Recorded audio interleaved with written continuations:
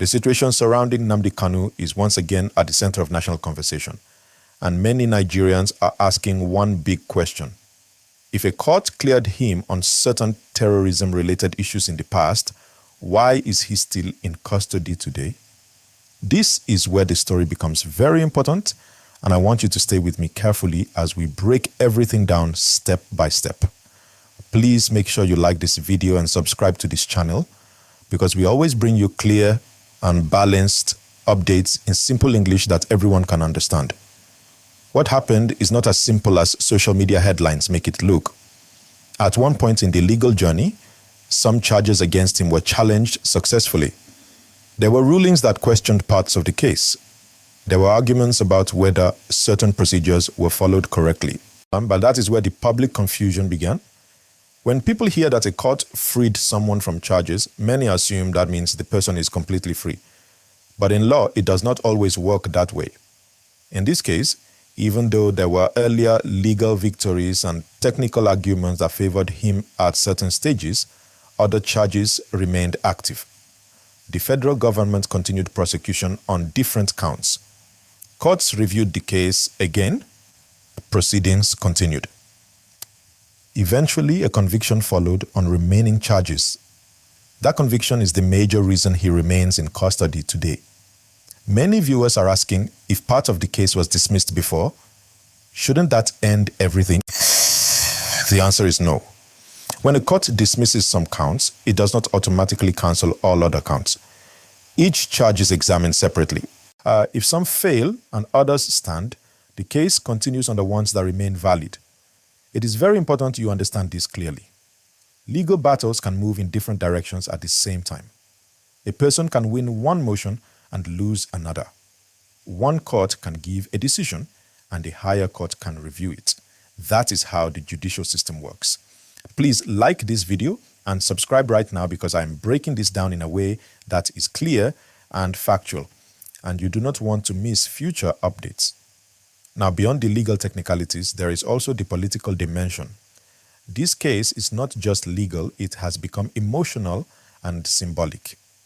Many supporters believe he is being treated unfairly. Others believe the government must enforce the law firmly. These two strong opinions have kept the issue alive for years. Some leaders from the Southeast region have called for dialogue. They believe political discussion could calm tensions. They argue that keeping him in detention continues to create frustration among young people in that region. On the other hand, government representatives maintain that once a court has given a lawful conviction, the legal process must be respected. This is where the headline becomes dramatic. When people say, court frees Kanu from terror charges, they are often referring to specific rulings at specific times. But that does not erase later developments. Later rulings change the direction of the case. And this is why he remains in custody. Now, let me explain something very clearly so everyone can understand. In criminal law, there can be multiple counts. For example, imagine 10 different allegations are presented. If 3 are dismissed, 7 may still stand. If the 7 are proven in court, the person can still be sentenced. That is the simplified explanation of what happened over time in this matter. Another issue people are discussing is the question of appeal. His legal team continues to challenge aspects of the conviction. They argue about procedure, they argue about constitutional rights, they argue about how he was brought back into the country years ago. These arguments are still part of ongoing legal conversations. But as of now, the standing judgment keeps him in detention. Please, if you value balanced reporting in simple English, like this video and subscribe. It helps the channel grow and it ensures you get updates whenever there is a new development. Let us also talk about the wider national atmosphere.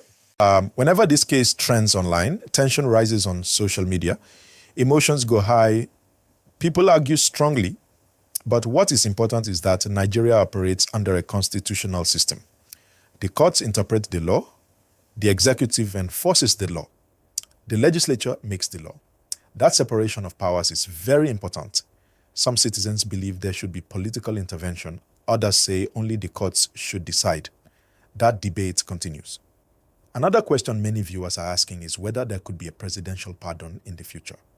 In Nigeria, the president has constitutional power to grant pardon in certain circumstances.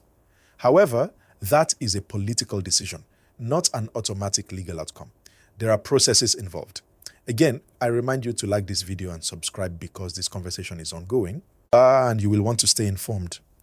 Now let us slow it down even more so that everyone clearly understands. The headline suggests a contradiction. Freed, but still locked up. But in reality, it is not a contradiction.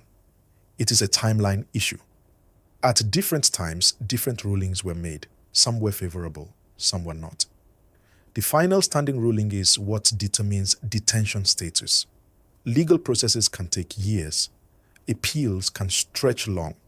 Motions can be filed again and again. That does not mean the system is confused. It means it is layered. There is also the human side of the story. Families are involved. Communities are watching. Political leaders are speaking. Young people are debating the future of the country. This case has gone beyond one courtroom. Observers say the long duration has increased public interest. Every small development becomes major news. Every court appearance trends online. Please make sure you subscribe now. It is very important. Let us also discuss the role of the media. Headlines are powerful. A headline can travel faster than full information. When people see court freeze, they may not read the full article. They may not check the date. They may not see that other counts still exist. That is why careful explanation is necessary. At this point, what matters legally is the conviction that stands. What matters politically is how leaders respond to public concern. What matters socially is how citizens react peacefully and responsibly. Many are asking, what happens next? The next step depends on the appeal process. If a higher court overturns the conviction, the situation changes. If the conviction is upheld, detention continues unless there is executive action. This is a developing situation. It is not finished. Again, please like this video and subscribe so you can stay updated as events unfold. Now, let me pause here briefly. I have explained the legal background, the political dimension, the public reaction, and why the headline sounds shocking but has deeper context.